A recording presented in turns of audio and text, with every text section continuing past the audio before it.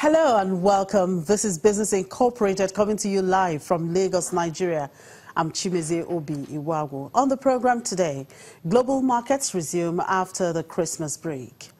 Sudan to devalue pound to 18 per dollar in January. Plus, Libya's output revival thwarted by pipeline explosion. We'll get started now with the markets, and here on the African continent, markets, of course, across the globe have opened for business after the Christmas holiday break. Here in Nigeria, the NSE index started off the new trading week on a positive note, up 0.06% at intraday. However, the other markets are down. South Africa was down 0.23% and Egypt was down 0.35%. In Kenya, the market closed up 0.15% on Friday. But of course, trading started off today.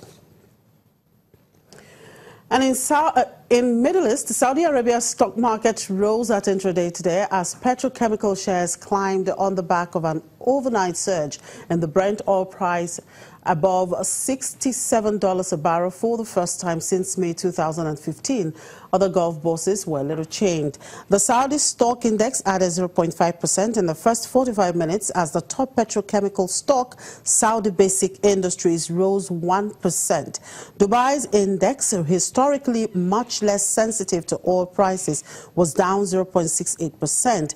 Al Safar Mabushel Financial Services, which rarely trades, was by far the most heavily traded stock, dropping 10% to 0.999 dirham as 268 million shares changed hands, almost half the total number of its shares. Abu Dhabi's index was down 0.43% and Qatar traded low 0.80%.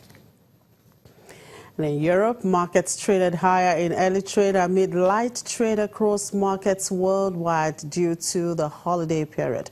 Our trade is expected to be lighter than usual as markets across the globe open back up after the Christmas holiday break. Let's get a sense of how the market has started off the short business week from Ulrich Batz, my colleague in Frankfurt.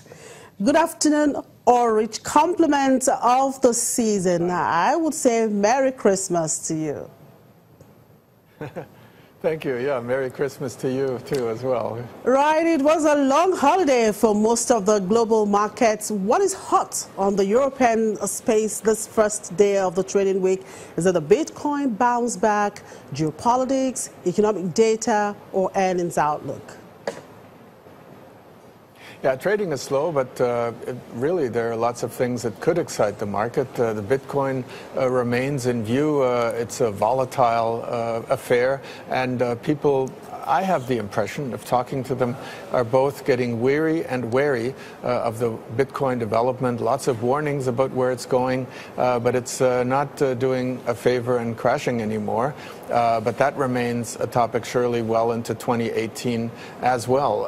The oil prices are a topic here, that recovery that we saw through an explosion in Libya. And of course that puts into focus the oil stocks here in Europe. Total, I should say, pronouncing it the French way, Royal Dutch and BP, all among the favorites in European trading. You know, they're not going through the roof, but they're gaining, and they're gaining more than most other shares. And here in Germany, the focus is clearly on Lufthansa. Not really any current, topical, really hot, exciting news for the day, but Lufthansa is the share of the year here in the German market, about 150% higher than at the start of the year. And I think some investors are still keep an eye on it and getting in to this share in order to have just a little bit of part of that rise for their portfolios. Now, it's the final trading days before the year end. Give us your outlook from Frankfurt. I think it'll continue to be slow. There's not that much news that will be coming out, but as you can see with Bitcoin and with the oil price, but also with the euro, which has come up stronger, there are developments in the outside world which are able to move the market. So everybody here is keeping on their tippy toes, if you will. And of course, external shocks can also happen from the political side. So it'll be slow, and people are not expecting the last few days of the year here in Europe to yield much more. But when you look at it, there's reason to be satisfied with what there is, because it's been an unexpectedly good year for European equities, and it goes for Germany, where I stand as well. Right, an interesting one here. Famous rapper Kanye West has just given his wife Kim Kardashian hundreds of thousands of dollars worth of stocks as Apple, Amazon, Adidas, and Disney, among other stocks. So, Orich, if you are going to give your wife some stocks as year-end 2017 gifts, what stocks should she expect?